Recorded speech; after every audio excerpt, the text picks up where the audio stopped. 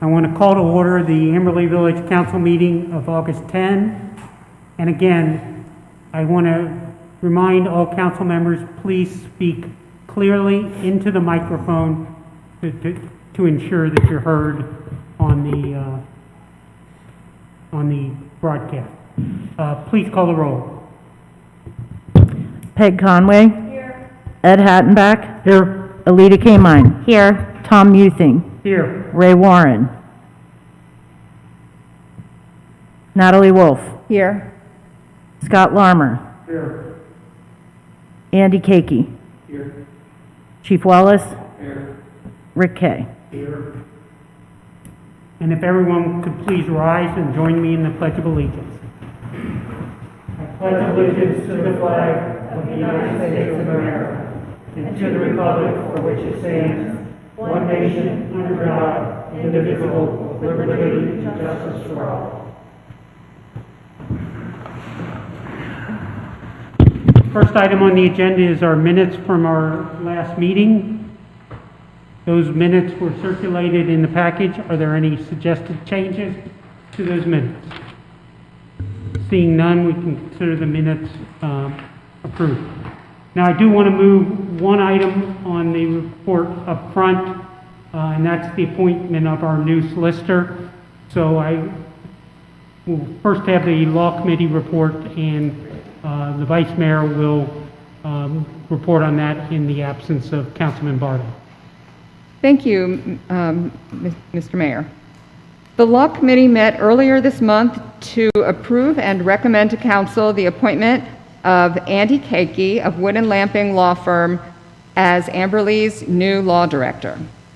Amberley's previous law director, Kevin McDonough, also of Wood and Lamping Law Firm, had indicated after the July Council meeting that he would be leaving Wood and Lamping due to his increased workload as a judge in Butler County. The village, desiring to continue our relationship with Wood and Lamping, would like to appoint Andy Kakey, a partner of Wood and Lamping, practicing in the areas of employment and occupational safety and health law, as Amberley's new solicitor. Andy's local government experience also includes work for the City of Mason, Forest Park, Sims Township, and Claremont County. He's been with Wood and Lamping since 2016, after several years prior to that with Frost, Brown, and Todd. Upon leaving Frost, Brown, and Todd, Andy practiced solo with one of his clients. He's well qualified to be our new solicitor. And before you, you have Ordinance 2013, which would continue the services of Wood and Lamping with Andrew Kakey serving as village solicitor. But first, I would like to make a motion waiving the 3 readings. Second. Okay, it's been moved and seconded that we waive the 3 readings with respect to ordinance 2020-13. Are there any questions or comments on the? Correction, that is ordinance 2020-12. Yeah, because Oh, it is? yes, it was reordered. We can keep it as 13. Okay. 13 on mine. Okay, are there any questions on the motion to waive the 3 readings? Not, it's been moved and seconded that we waive the 3 readings with respect to ordinance 2020-13. Please call the roll. Peg Conway. Yes. Ed Hattenbach. Yes. Alita Kamine. Yes. Tom Muething. Yes. Ray Warren.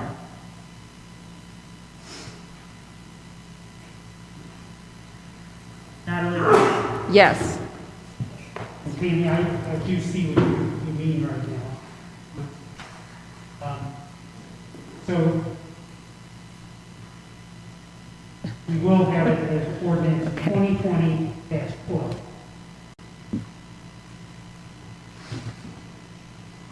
Okay. Okay. Just, that's my error. When I asked Tammy to renumber the ordinances, I didn't realize the number, to move the ordinance up, I didn't realize I was going to reorder the numbers. So if we could keep that at 2020-12, that will keep our records correct. Thank you. Do I need to redo the same motion? Okay, so just the ordinance now, yeah. Okay. I'd also like to move that council approve the ordinance appointing Andrew Kakey as the solicitor for the village and and that is ordinance 2020-12, appointing Andrew Kakey. And it also continues the services of Wooden Lamping, which is the firm that Mr. Kakey is a partner in.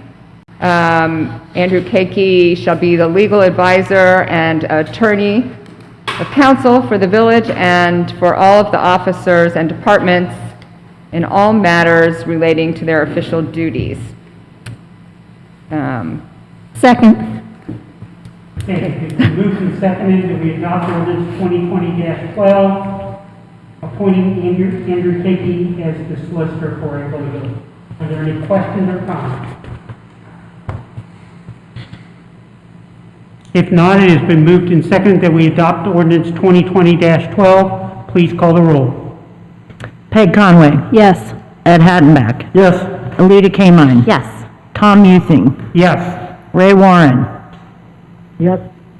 Natalie Wolf. Yes. Okay. Do note that Ray is now on the phone.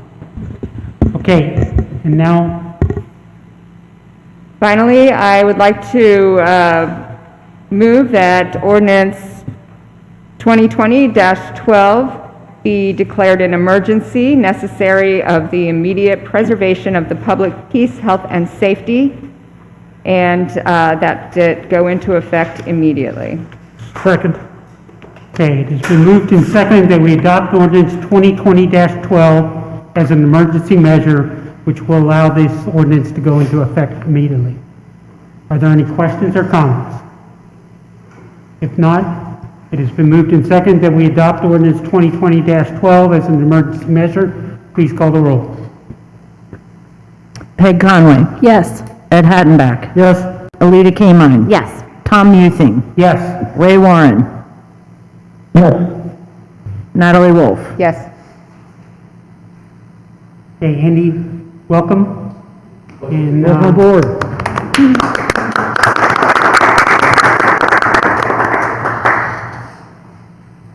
It's an honor to be here. Really looking forward to serving your community. As I told Scott when I first met him, West Sider by birth. I didn't even know where Amberley Village was until probably my early 20s. When I was in law school, I house sat for one of your residents, Scott Gurney, who was a partner at the firm that I was working towards at the point. And I came home and told my girlfriend, boy, you know, we need to think about moving to Amberley Village. And she said, why? And I said, well, come stay in this house with me. So I've had a long love affair with the village. I'm in everybody's records every couple weeks. I've now been sworn in as a police officer too, so so looking forward to working with everybody.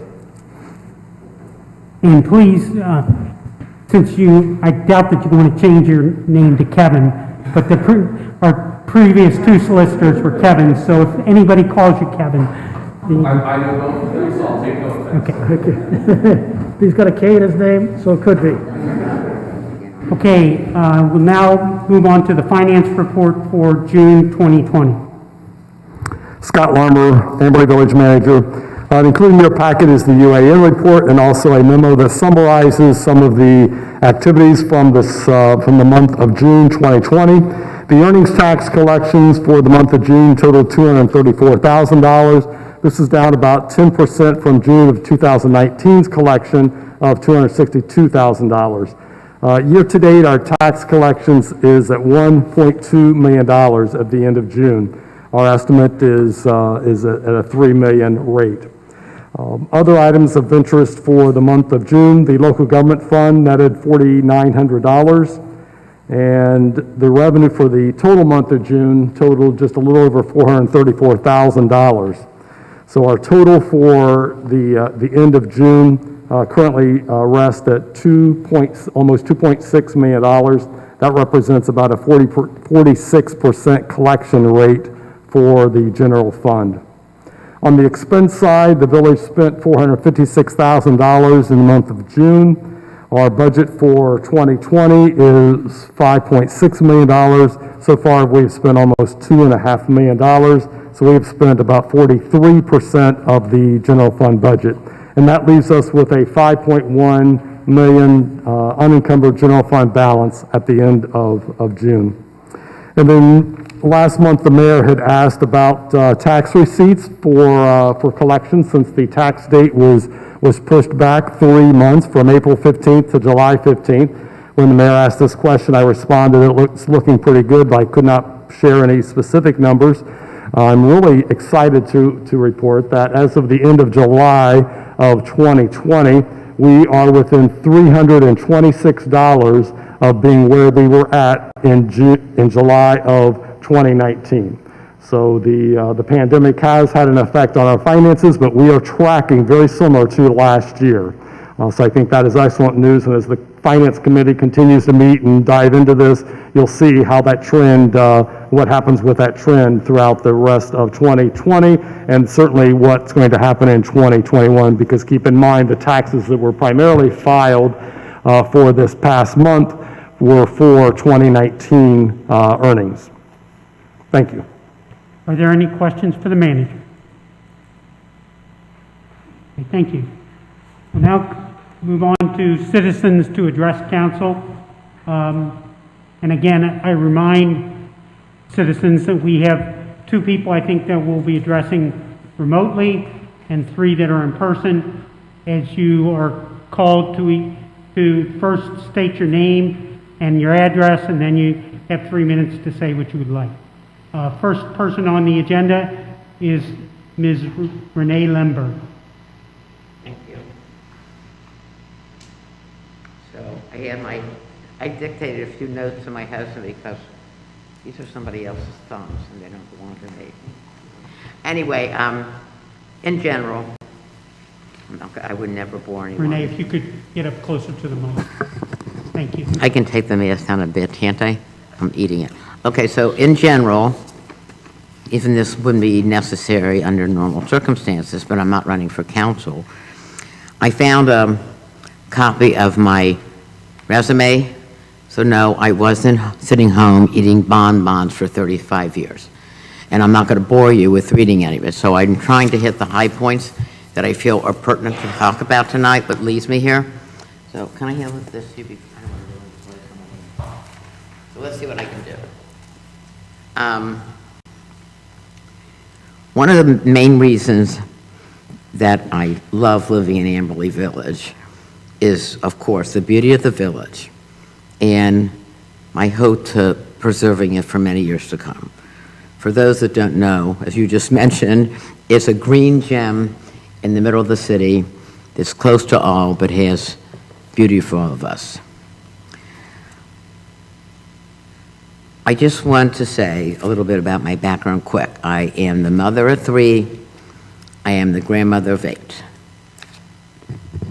My eldest daughter, who lives in Cleveland, is an Orthodox Jewish woman whose 3 out of her 4 sons so far had their bar mitzvah at the Chabad in Solon, Ohio. The 4th one we hope can do so this May, if we ever have any time to do it other than virtually. I also have a 2nd daughter who lives in Connecticut and the son that lives in New York. And this is somewhat an answer to someone, I believe, who bullied me last time by the telephone. It was unnecessary. I didn't even hear it all.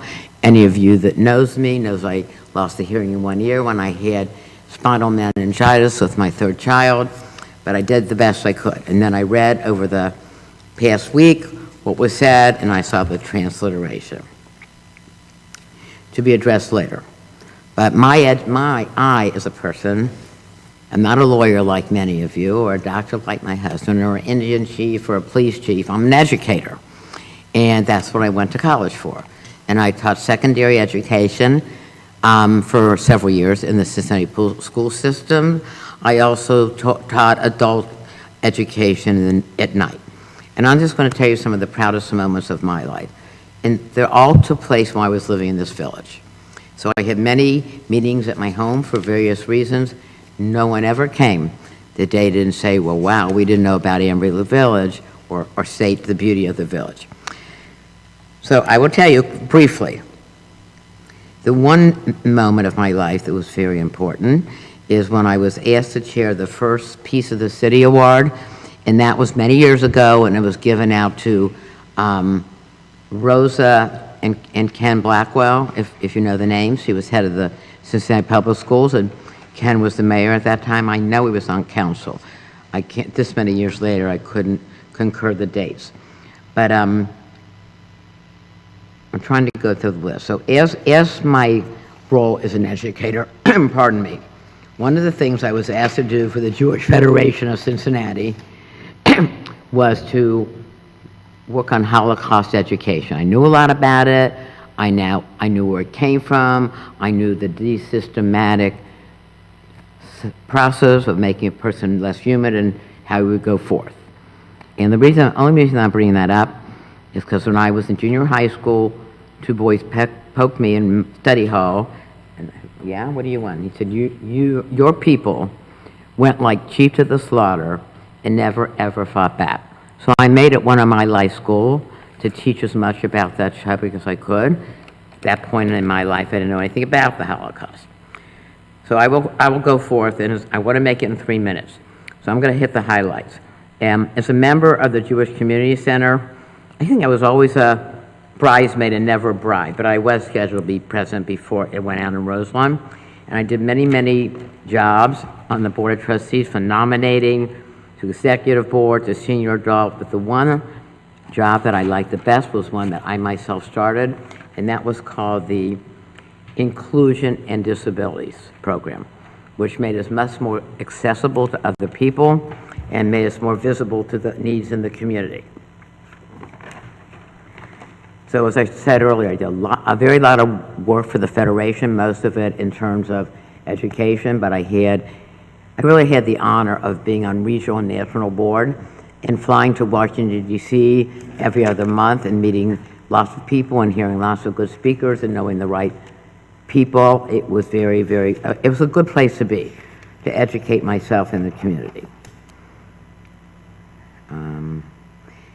I think those of you in the room, if anybody ever heard of the Human Relations Award, Simon Lazarus Human Relations Award, is given out every year. Every junior and every senior in Cincinnati, Ohio, may write up what they have done during their high school years on any front to make the world a better place.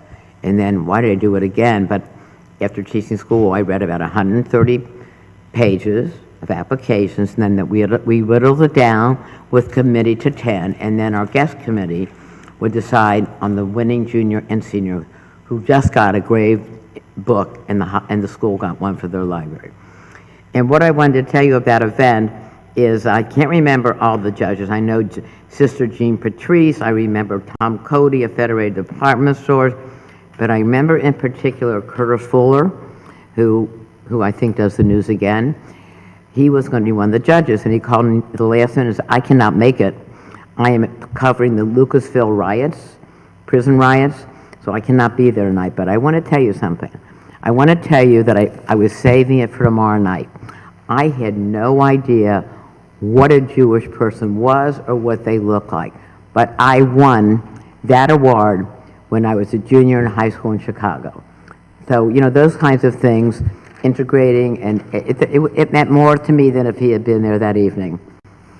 So that, I'm not going on to any of the other jobs. That was called the JCC, and now it's the J.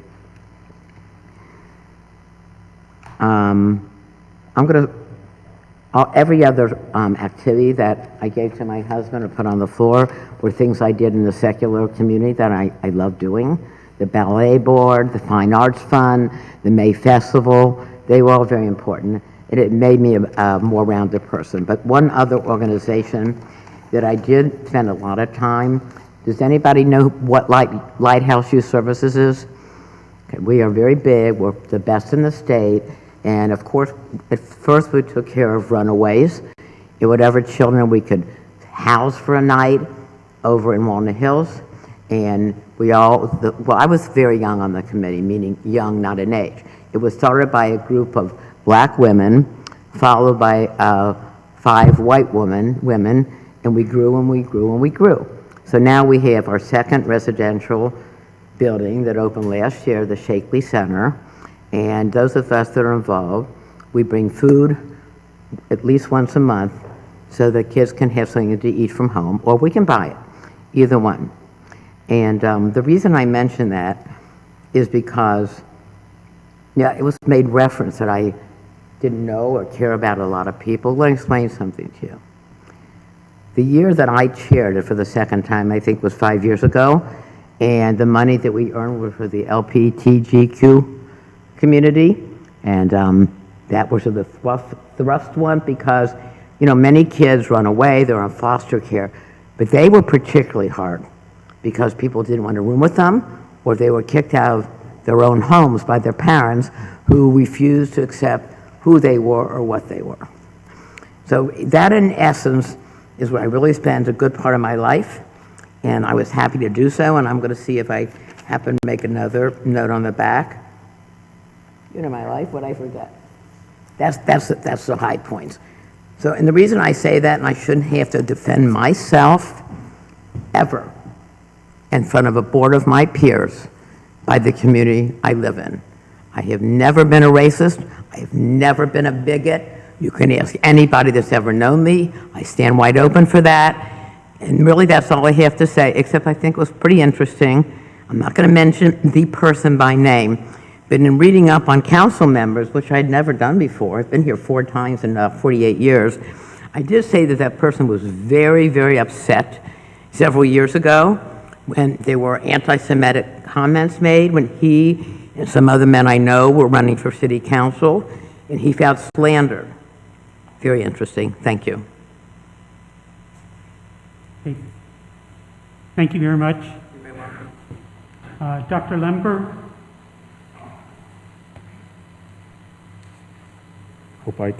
She's a little shorter than I am. I am Brad Lemberg. My wife Renee and I have resided at 7400 Fair Oaks Drive since May of 1973. We both love this village well enough to have had this our only owned home we have ever lived in, and one we enlarged 3 times rather than relocate. We raised 3 children here. Respectfully, at last month's council meeting, a member of this village council inferred to us by name as intolerant, ignorant, and bigoted in comments regarding neighborhood residents. Granting that no apology has been forthcoming, and that this very council saw fit to remain silent, it is only fair that in a similar public forum, we be given the opportunity to defend our character. While not physically present in either meeting, the remarks were an erroneous presentation. The individual failed to mention that I personally commented that we had no complaint regarding furniture or toys on the front lawn during Sabbath celebration, and in fact, I stated our admiration of the practice of greeting members of the community. We only referred to the need to return the front yard area to that similar to other neighbors. By the way, I do believe all lots in the village must be 1/2 or 1 acre, and thus they must have backyards. As far as statements as to who we are, my wife, as she has so eloquently stated, served on many Greater Cincinnati community boards, working with and for all members of society with complete respect.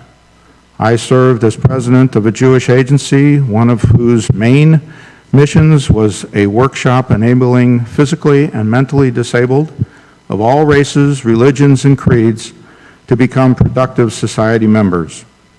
Further, I have and still practice medicine for the past 46 years, caring for LGBT, African American, Nepali, African continental members, Indian, Muslim, evangelical, Orthodox Jews, and Catholics, and take pride in learning so much of their cultures and inculcating them into my own concept of humanity.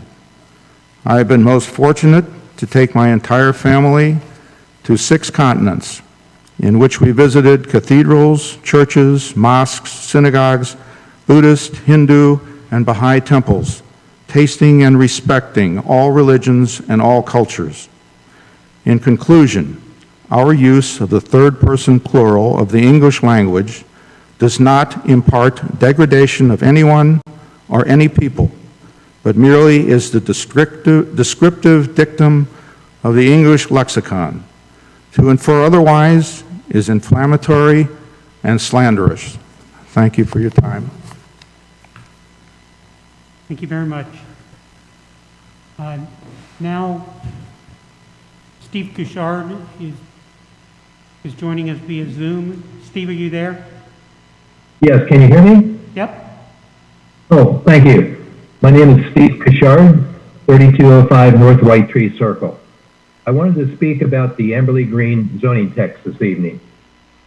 After attending the last 2 public hearings virtually and by viewing the YouTube videos, I feel now is the time to table and pause the zoning text exercise. I heard comments from a respected former council member and several zoning committee members. Council has developed a zoning wish list that pretty much allows for anything and everything, with a few exceptions. Furthermore, anything not included in the principal text use will not be considered for the property. This will be restricted when hiring a developer and creating a land use master plan. We need to be as flexible as possible to encourage creative thinking to develop this property to its fullest potential. Brian Snyder from Hamilton County at the zoning hearing said this was not to create the village vision, but he assumed the village would find a developer with a vision shared by the village.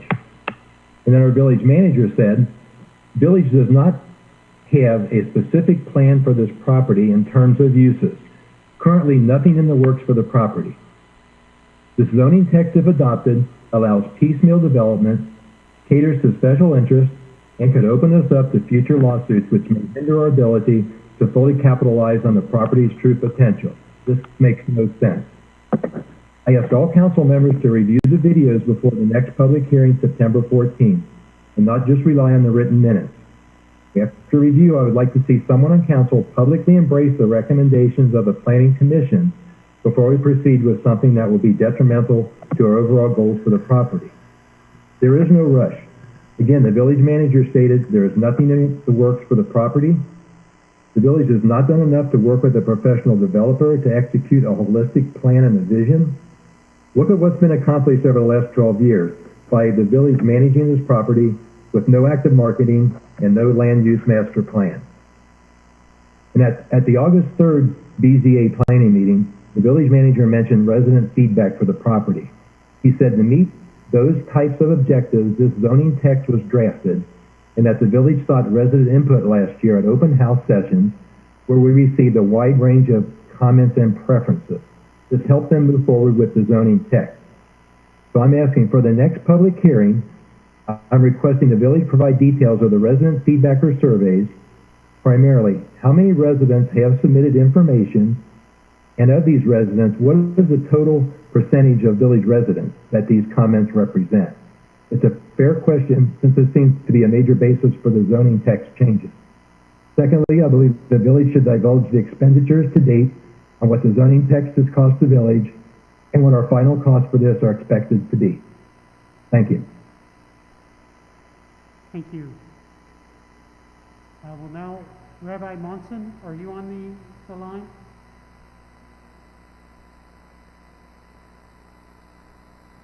Rabbi, are you on the line? Hear me? Yes. All right, Mayor? Yes, Yes. sorry about that, I was muted. Okay, A.D. Mutson, I live at 2179 Bluegrass Lane. My wife and I have lived in Amberley for the last 14 years on Bluegrass, and one of the things we love about Amberley is this sense of togetherness. We're having an ice cream social coming up soon that all parts of the village get together every year. And while council is a place for citizens to speak, and they should be able to speak up, and I'm not going to comment on anybody's motives or pretend that I know what they are, but I did feel obligated to speak up because of the comments that I heard over the last few weeks, specifically about the block that I have raised my kids on, Bluegrass. I heard that it was an embarrassment. I heard that people couldn't sell houses there. Unfortunately, this is not the first time that similar comments have made by other people. A few years ago, when the ordinance was originally discussed about lawn equipment and porch swings or chairs, Councilwoman Wolf actually opposed that proposal to outlaw them, as she rightfully said that we want families to get to know their neighbors, to get outside, and we appreciate that. The issue came up again at the June meeting, so really on behalf, and then Councilman Warren responded to that in July. So again, I'm not talking about the motives or what people meant. I'm simply sticking to what people said. And for that, I thank Councilman Warren for speaking up for the facts about Bluegrass. And Amberley is beautiful. Has beautiful yards. Other beauty of Amberley is its vitality. And we have 40 kids plus living on this block. So yes, there are times during the day that maybe we have more toys than other blocks. We can take pictures, but that is not what this is about. There was a comment about home value. So I went to the auditor's website and looked at 2,200 Bluegrass, which was sold in 2015 for $76,000, sold 3 more times, and in 2020 was sold just now for $290,000. 2188 Bluegrass in 2015 was sold for $98,000 and was sold this year for $266,000. And finally, 2205 Bluegrass was sold for $110,000 in 2015 and sold the next year for $207,000, almost double the value. And there are similar other examples. So we all want Amberley to thrive, but putting one block against another or neighbor against neighbor is counterproductive. If there are specific issues, of course, they should be brought up. And no one is saying that there are no problems on any block. That is not the point. But I beg that we don't use council meetings to disparage entire blocks. And we, hopefully with the coming ice cream social, we go back to being a community that thrives by our togetherness. And I invite the next time someone drives down Bluegrass, instead of taking pictures of lawn furniture, to come by inside the house and get to meet some of the residents. And we'd love to host you. I live at 2179 Bluegrass. Have a great day. Thank you. Now, Ms. Larisa Vaysman.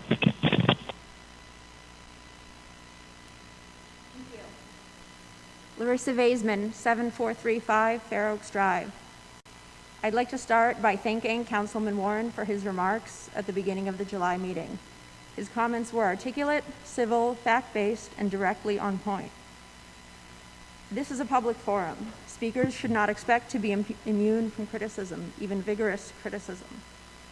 Notwithstanding the Lembergs' over 10 minutes of cumulative speaking here, Mrs. Lemberg's words in June regarding Bluegrass were not directly addressed. Those words are recorded on video and they're posted publicly on YouTube, available for anyone to see.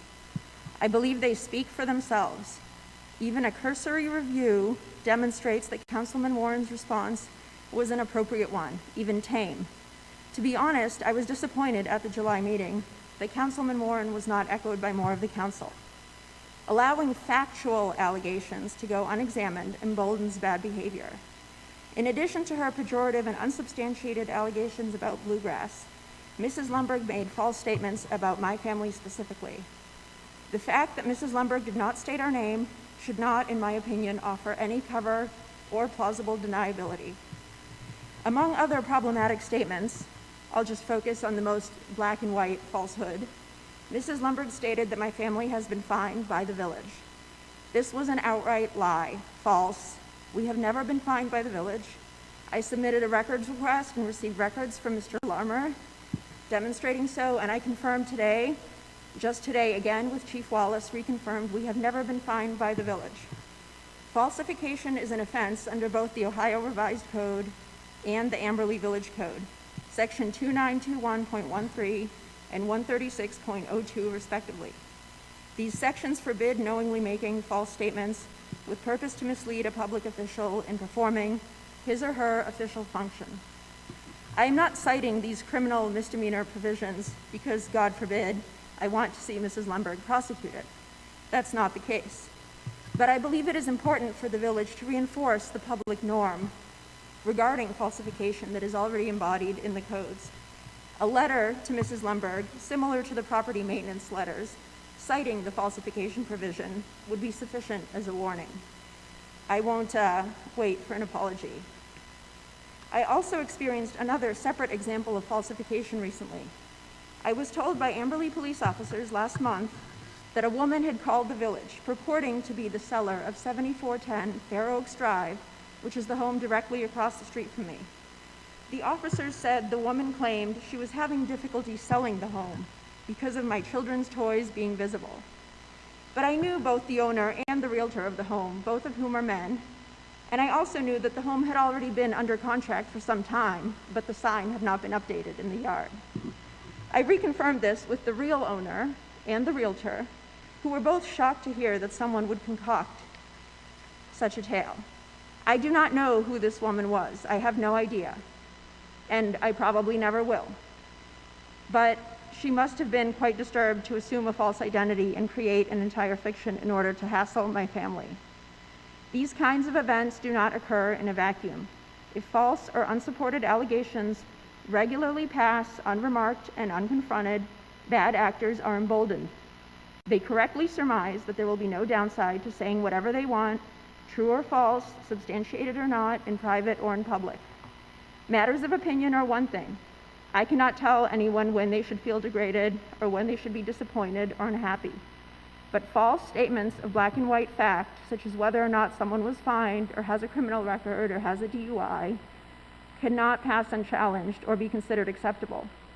Whether the subject of the factual allegations is an individual resident or an entire street, factual allegations should be vigorously examined for their truthfulness or lack thereof. I thank Councilman Warren for doing so.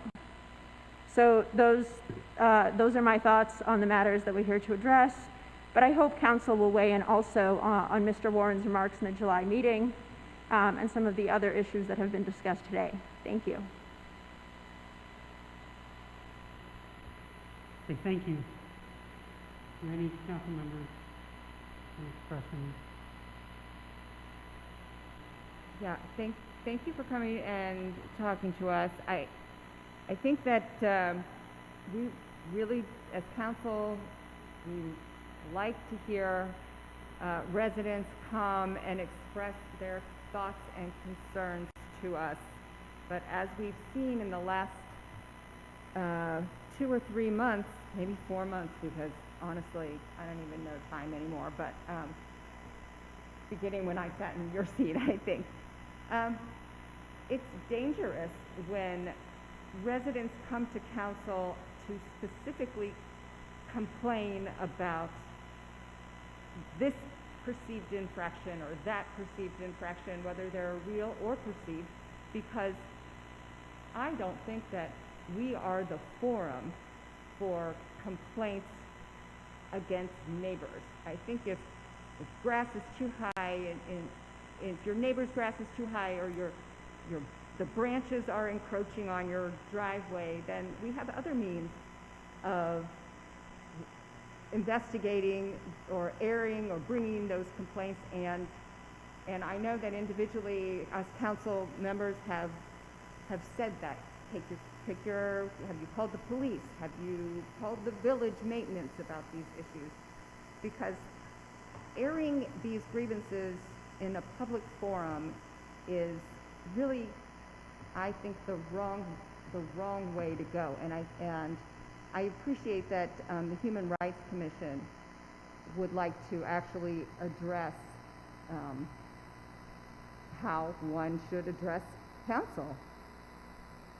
So I appreciate you coming in, Larisa, and telling us your thoughts and your side, because I didn't know who was being talked about. Hopefully that coming to council is not, a place to air your gossip. Yeah, I'd like to thank you for that, Natalie. I appreciate that clarification. And I would just like to add that this portion of the meeting is for people to come express themselves freely to us, and we are not typically in the habit of engaging in direct conversation and refutation. Maybe we should. I mean, the points that were made this evening about falsification do give me pause, and I'm going to give that due consideration. And I just want to add, in regards to the specific facts and concerns about the statements that were made about bluegrass, we have heard that many times, and we have not made any policy that is based on that perception, or because we know it's not a reality. We did not change the toy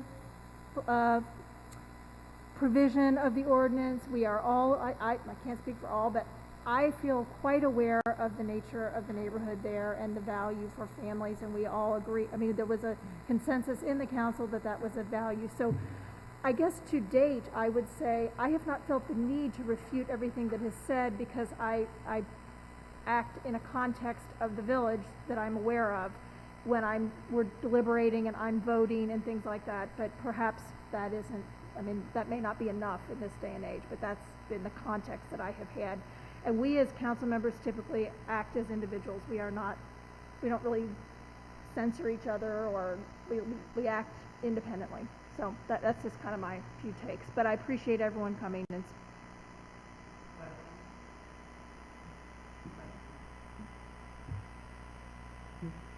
No,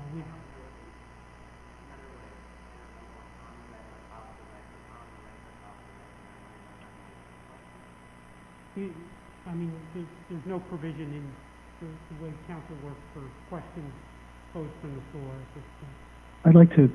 Tom, I'd like to share something.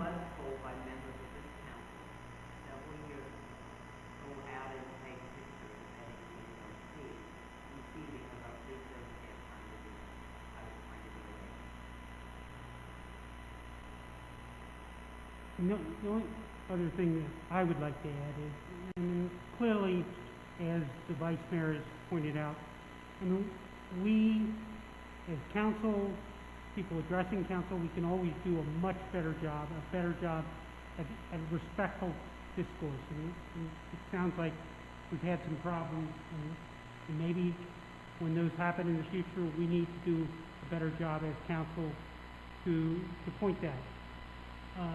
We have to make things, we have to get out of a situation where anybody's pointing at anyone, and we try to learn from these things and make things learning experiences as opposed to pointing. I mean, I know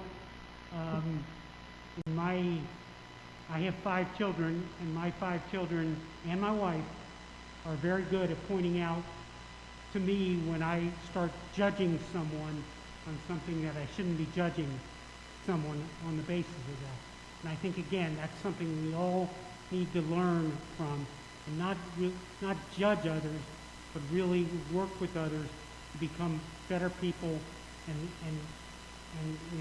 as the next item on the agenda, that we have respectful discourse, because it is, as I think, I still remember joining council now almost 10 years ago, and it was actually Councilman Warren who joined at the same time as I did, and he said that it's okay to disagree, but you should never be disagreeable. And I think it sounds like we've had some cases where that has not happened in this chamber, and that's wrong. And I, as the mayor, apologize if we have allowed situations to occur where we've actually had disagreeable discourse as opposed to just disagreement. And I commit as a member of council and the mayor to help ensure that we get better at that in the future. Mayor, I'd like to say a few words. Sure.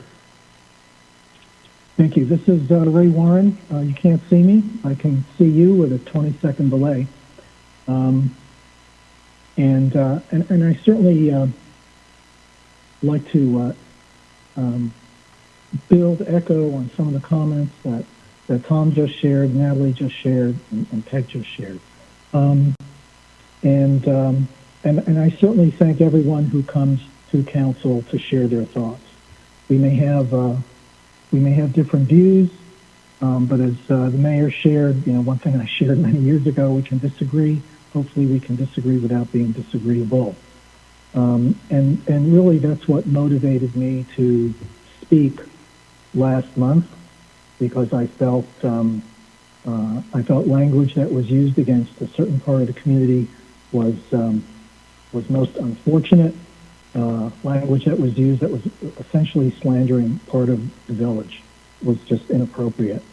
And if you go back, and I'm not going to repeat the things that Ms. Vaysman shared, but if you go back and listen to the video, you'll see what that was all about. But I just wanted to add just a couple things. After last month's council meeting, I was approached by another member of council who shared that the Lembergs were quite upset with me and possibly expected an apology. And I replied that if the Lembergs wished to have a conversation, I would be happy to speak with them. However, if there's an apology expected, it needed to be made to the residents of Bluegrass. Now, I don't know if this communication was ever made to the Lembergs. I certainly never received a call. I want to add, I think it's really wonderful and praiseworthy that the Lembergs are engaged in community service, are active in their respective religious community and general community.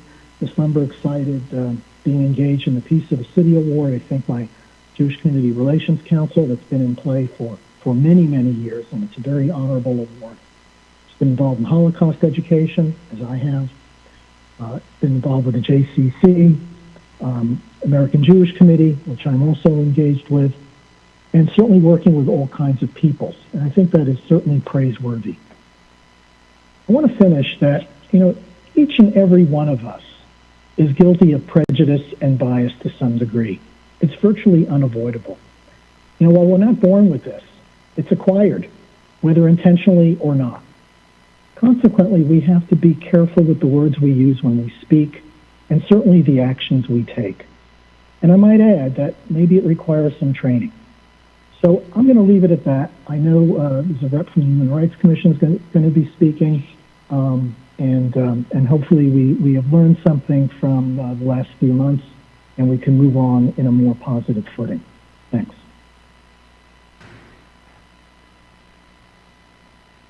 Okay, anything else? Now we'll move on to Ms. Nancy Warren has a report from the Human Rights Commission. Nancy, are you on the phone? Can you hear me? Yes. Great. This is Nancy Steinberg Warren, and I'm a member of the Human Rights Council. I'm representing myself, Matthew Krause, Monica Lira, Jim Boney, and Evelyn Jones. Thank you for the opportunity to speak and essentially for the segue for an initiative that we've been working on for quite a while now. There's value in the diversity of different backgrounds, experiences, perspectives, and opinions. However, we know that examples abound of racism and other isms, disrespect, and microaggressions against individuals and opinions that are regarded as less valued, less important because of differences. For the past 9 months, the Human Rights Commission has been discussing strategies to facilitate positivity around diversity in Amberley Village. Fundamentally, we believe any and all strategies around diversity must be driven by being careful about the words we choose to use and considering how they could be interpreted and misinterpreted by others. Amberley Village has the opportunity to be proactive by setting simple expectations for Amberley Village staff, volunteers, and members of our public around speaking to one another respectfully. The Human Rights Commission developed a short blurb regarding discourse in the public domain, which pertains to private discourse as well. This language is based on the work of experts. We suggest using this language in Amberley Village documents internally, as well as for setting the stage for discourse at Council and Amberley Village Committee meetings. I'll read the guidelines for respectful discourse that we developed. A copy was sent to Amberley Village Council members before this meeting. And we're calling it Guidelines for Respectful Discourse. Amberley Village welcomes everyone. The village encourages residents to share their ideas and opinions at council and committee meetings. Hearing diverse perspectives and voices is vital to improving the village. When conducting village business, members of the Amberley Village Council, staff, and the public are expected to use respectful discourse.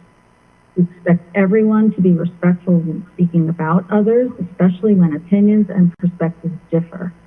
Please state your perspectives without stereotyping other people, race, religion, sexual orientation, or other parameters of difference. Please speak for yourself and use I sentences. Do not refer to them or those people. For example, say, I prefer, blah, blah, blah, or I support, rather than they think or they should.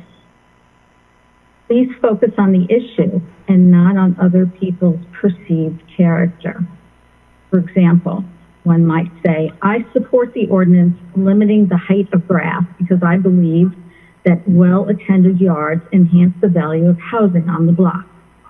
Instead of saying, please don't say, the people across from me don't take care of their property. They don't care what their house looks like.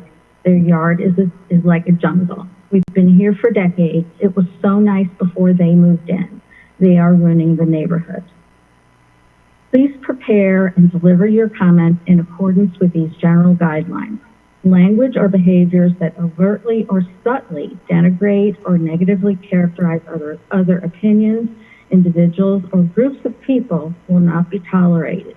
If this occurs, the speaker will be asked to modify or clarify his or her language and or leave the meeting. So those are the very simple guidelines that we are suggesting. In conclusion, the Human Rights Commission ordinance states that the Commission, quote, may recommend to Village Council policies, procedures, and practices, unquote, that we may also make recommendations around, quote, implementation of programs of formal and informal education and public awareness, unquote. Recommending these minimal guidelines fits well within our scope. We encourage Amberley Village to adopt this language as a fundamental and important step in creating a safe and welcoming environment for everyone. Having guidelines helps keep the focus on the issues and empowers everyone to get the discourse back on track when mistakes inevitably happen. We believe that Amberley Village can and should lead by example by using these simple points when conducting village business. The Human Rights Commission would be happy to further discuss elaboration, implementation, and or next and additional steps around encouraging respectful discourse. Thank you for the opportunity to present. Thank you, Nancy. Any questions from councilmen?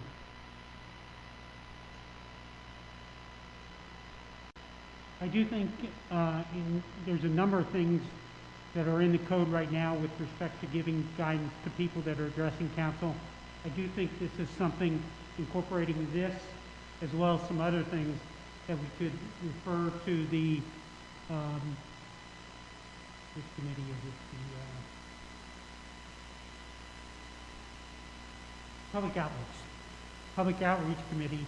And Tammy, if you could work with the Public Outreach Committee to maybe come up with some, because I think it would be good that if we had something on the website, that, if someone was going to address council, that you could refer them, there's this on the website to give you advice on how to address council.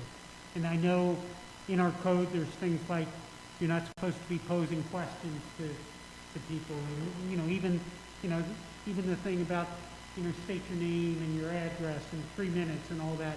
And we could develop something that I think would be very helpful to people to hopefully, as the Human Rights Commission is saying, helps us get better at respectful discourse. And I think that's something, this is a great start that the Human Rights Commission did, but I think we can take it a step further to give people some real good guidance.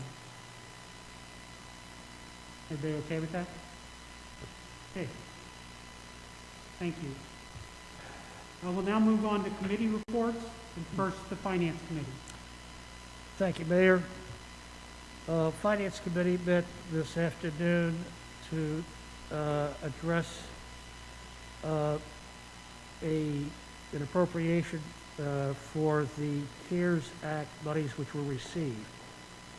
Last month, the committee and council passed an ordinance to set up a new fund called the Local Corona Relief Fund, at which time we had no idea how much money we would receive.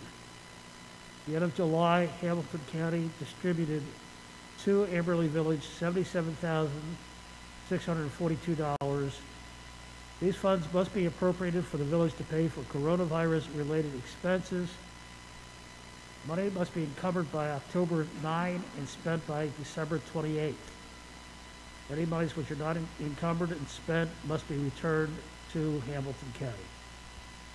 Accordingly, I move to adopt ordinance number 2020-13, the ordinance appropriating funds for Fund 2151 Coronavirus Relief Fund. Second. Okay, it's been moved and seconded that we adopt ordinance 2020-13, appropriating funds from the CARES Act that we have received. Are there any questions or comments?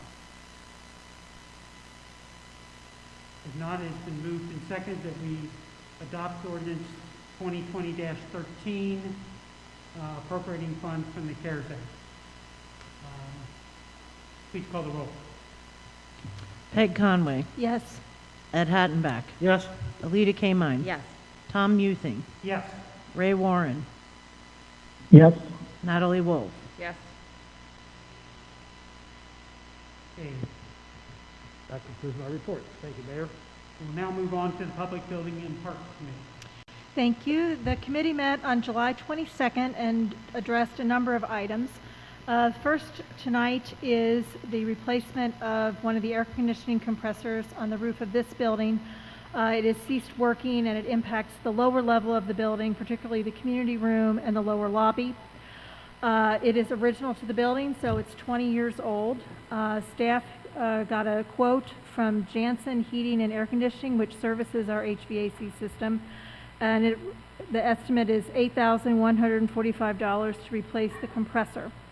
In the committee, we also discussed the issue of timing, that we want this repair made as quickly as possible rather than holding back, given that it would possibly need to be ordered and all that. So we went ahead and encouraged the village manager to go ahead with it based on our support of it.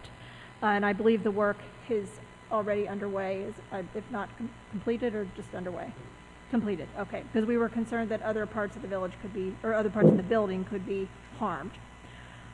So accordingly, I move that we adopt resolution number 2020-24, authorizing the village manager to enter into a contract with Janssen Heating and Air Conditioning to replace the compressor for Unit 5 of the municipal building's HVAC system at a cost not to exceed $8,145. So moved. Second. Okay, it has been moved and seconded that we adopt resolution 2020-24, authorizing the village manager to enter into contract with Janssen Heating. Are there any questions or comments? If not, it has been moved and seconded that we adopt resolution 2020-24. All in favor? Aye. Aye. Be it noted that the resolution passes unanimously. Okay, the next item concerns the lease on the tennis courts at Amberley Green with Mount Notre Dame High School. It has expired recently and so needs to be renewed. You may recall that the original lease was executed in August of 2009 and was for 5 years with an option for another 5 years, which we renewed until 2019. At the original lease agreement, it was Mount Notre Dame who paid to reconstruct the courts at a cost of $134,000. Unfortunately, there was no additional repairs required until 2017, at which time they paid about $7,000 to clean and repair some cracks and things. A similar level of work is underway there currently on those kinds of things at a cost of about $7,000 to $10,000. So there was desire on both sides to continue this agreement. It has been a good thing for Amberley and for Mount Notre Dame. For the village, it adds an attractive amenity and brings some activity to the property. And for Mount Notre Dame, it's given them a lot of pride in their program and to have a facility for their own use. They have shared during this time that their tennis program has sent several individuals to the state tournament, and the team finished state runner-up once during this time period. So the proposed renewal would be another 5 years with the possibility of an additional 5 years after that, with the same basic terms and conditions as the previous lease, including that Mount Notre Dame has the right of first use for their team, matches, and practice, and village residents would have access at other times. It does add the provision that the village would also have the right to lease the courts to other schools and organizations when Mount Notre Dame's season is not active. And if the village needed to terminate the contract, we would have to give them 6-month notice without any compensation for reimbursing any of their investments. So the Public Buildings and Parks Committee approved this or supports this, and so I move that we adopt resolution number 2020-25, authorizing the village manager to enter into a lease agreement with Mount Notre Dame High School for lease of tennis courts at the Amberley Green. Okay, it has been moved and seconded that we adopt resolution 2020-25, authorizing the village manager to enter into the lease agreement with Mount Notre Dame. Are there any questions or comments? If not, it has been moved and seconded that we adopt resolution 2020. One comment. I'm sorry. Go ahead. I'm sorry. One comment. Yes, Peg, I'm sorry. Excuse me, I had to step out for a moment. But did you mention that the contract does give the village an opportunity to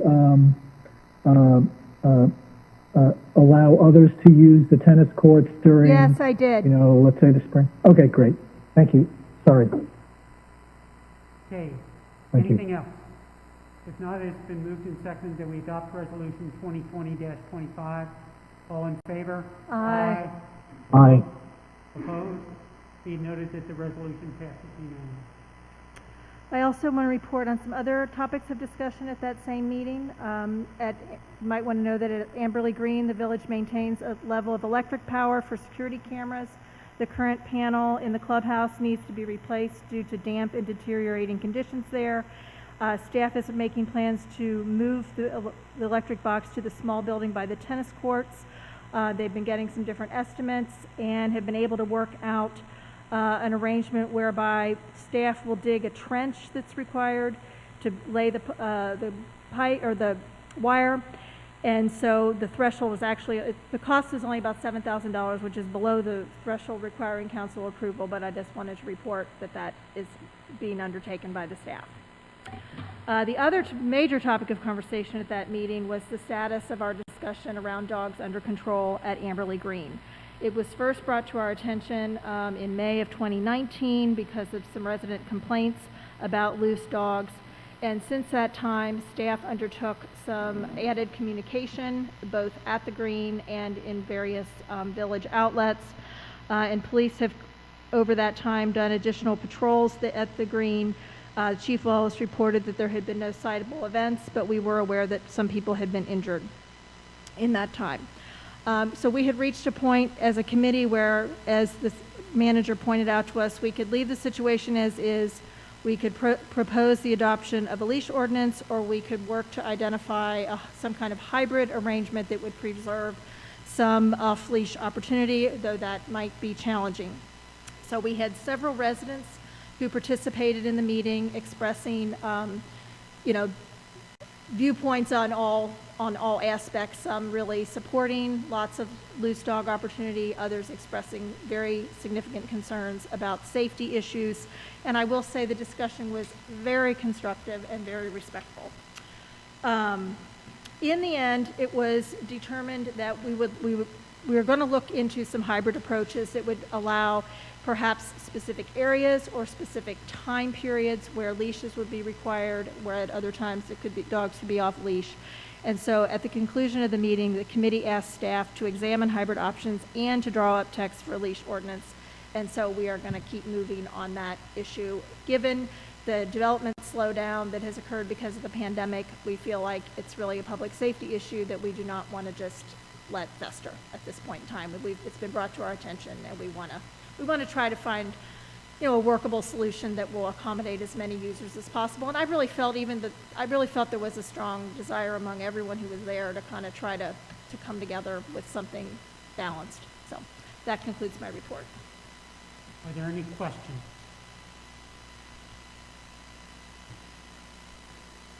If not, we'll move on to the manager's report.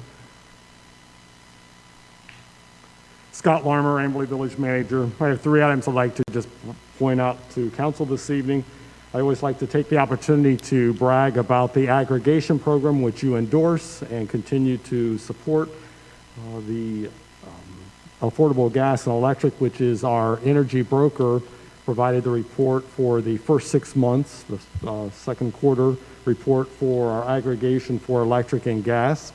And in total, the village residents have saved over $53,000 for the first 6 months of 2020. So hats off to council for the continued promotion of energy aggregation in the village.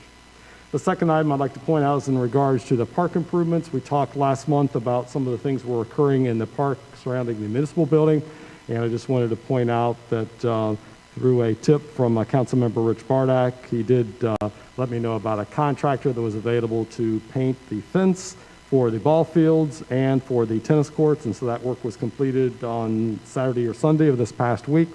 So the tennis court fence and the ball field fence look a little different now, look much improved. And the last item, you have a very creative staff here in the village, so when we left the council meeting last month and talked about the ice cream social, staff came up with different ideas on how to reinvigorate the ice cream social since we could not do it in the traditional method. So I would just encourage you to be here on August 23rd from 1 to 4 p.m. This will be a drive-through format for the ice cream social. It will be like none others, and I think you'll be quite impressed with the creativity of the staff of what they'll be presenting on that particular Sunday. So I encourage you to be here August 23rd from 1 to 4 p.m. And that concludes my report. Are there any questions for the manager? If not, we'll move on to the chief's report. I just got a couple items I want to bring up. As a lot of people seen on social media, I posted when we were having a lot of car break-ins and auto thefts.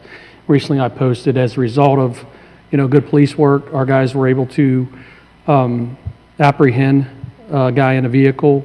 It all stemmed basically from our detective spending a lot of time and effort on the 2 vehicles that we recovered, was able to get one identifying fingerprint and give us a 100% match, which kind of led us to some suspects, as well as we recovered our 2 vehicles, plus we assisted recovering 2 from Wyoming.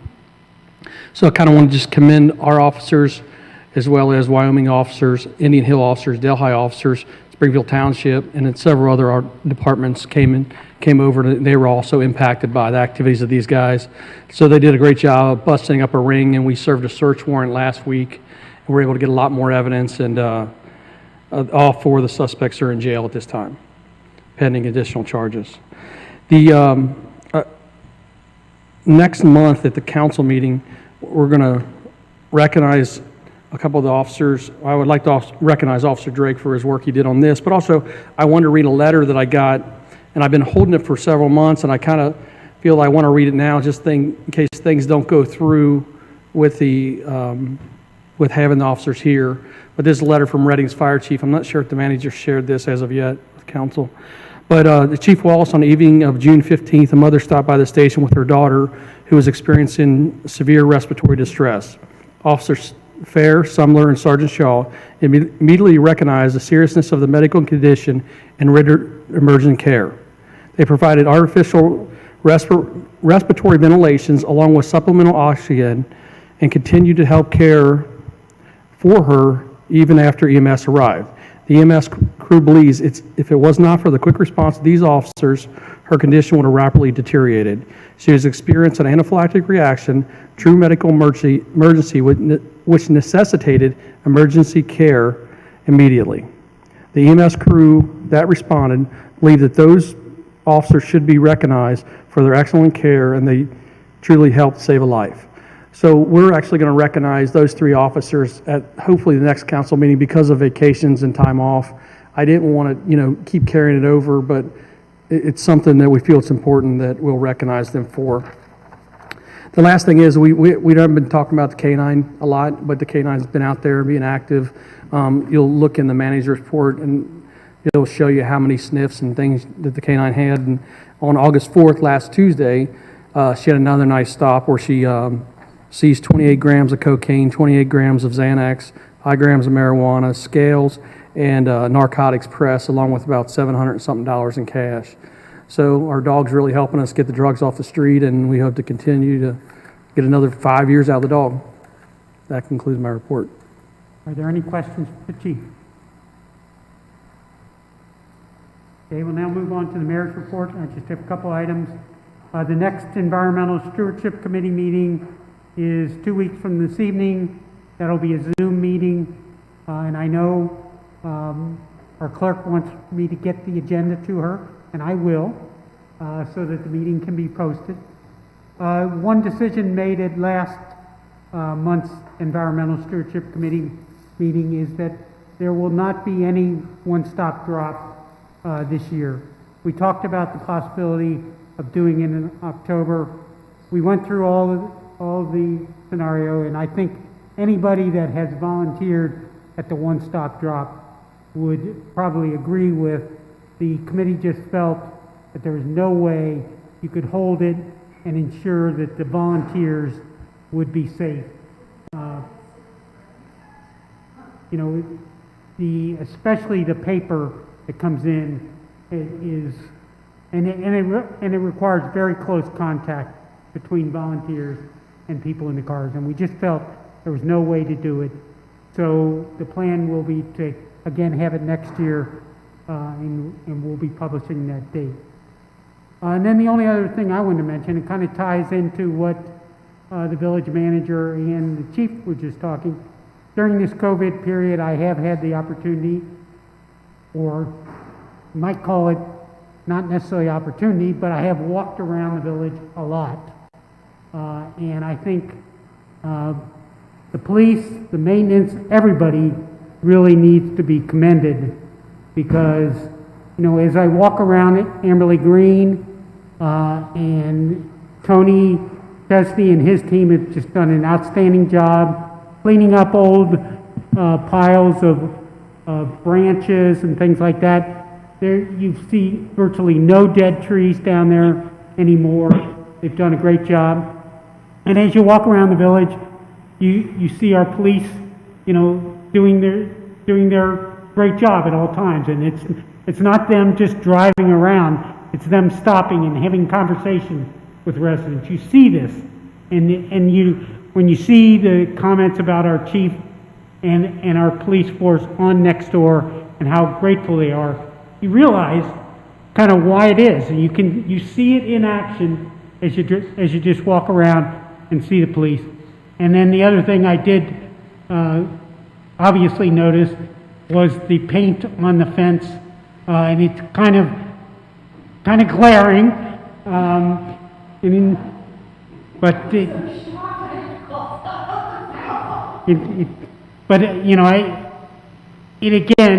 think the village manager commented the fact that our staff are so creative and so forth. They are able to go about this thing and make the village that much nicer during this period with very little expense. And I think, great job. We're very lucky to have all the members of our village staff. And, you know, this is a tough time for everyone, but the fact that the village staff has really pulled together and turned it into a period that has improved the village and does things so creatively, I really thank everyone for that. So that concludes my mayor's report. Any questions? Yeah, thanks. You kind of reminded me of a couple things, particularly your walk through the village. My son is home, and we went for a run in French Park, which is someplace that I haven't run in. Well, again, I lost track of time, but the last time I ran there, trees were down, stairs were down, bridges were out. It was ruddy. It was unsafe for what I was doing. But we just went last week, and I want everybody to know all of the trails are clear in French Park. Trees are down. Yeah, they There's one that's got a problem. Well, we went on all the trails. We ran. Well, maybe you got there, it fell last Monday, a week ago Monday. Okay, we went on Thursday. But anyway, we didn't encounter that. We didn't encounter any problems. Didn't have to do hurdles over trees or climb under trees, or all of the bridges were fixed. The stairs were fixed. Just the Cincinnati Parks did a fantastic job. I'm not aware of what you speak, but maybe it just didn't pose a hurdle for me. And then the other thing is, Tom, since the Environmental Stewardship Committee is meeting, you probably know where I'm going with this, but I've just discovered that Amberley Green has a stand of milkweed that is the kind of milkweed that monarchs like. And I was hoping that the Environmental Stewardship Committee was going to put that on the agenda, how to preserve that area. You know where the area is? I don't. I think that Mr. Zipkin was going to call you. Did he not? Mr. who? Zipkin? No, he didn't. Okay. But Excuse me, No. excuse me, Tom? Yeah. Yeah, just wanted to comment, Natalie, when you were talking about French Park and the upgrades, I mean, it's certainly definitely apparent. I'm just wondering, we had a couple of years ago, in environmental stewardship, we had a meeting with someone from the Cincinnati Park Board, and the person said that upgrades to parks, for the most part, would probably be related to donations. And so I'm just wondering if these upgrades to the trails was a consequence of a donor. It was definitely, there was it's actually Amberley residents, and there's actually a big sign recognizing the contribution. It came from a number of different families, but there was one large contribution that paid for especially redoing the bridges and some of the trails work. So that was part of that. I'm just wondering if we could, maybe we could recognize that family at a council meeting, because it's certainly very valuable to our residents. And one other comment, maybe for next year's one-stop drop, we should rename it as two-stop drop, considering there'll be 2 years worth of recyclables. You mean 2 different days? No, just 2 years worth of stuff. Okay, got it. Anyway, I'm a little don't slow. take it so seriously. I'm a Don't little take it slow, so Ray, serious. sorry. It's okay. All right, is there anything else? If not, we can consider the meeting adjourned. Thank you.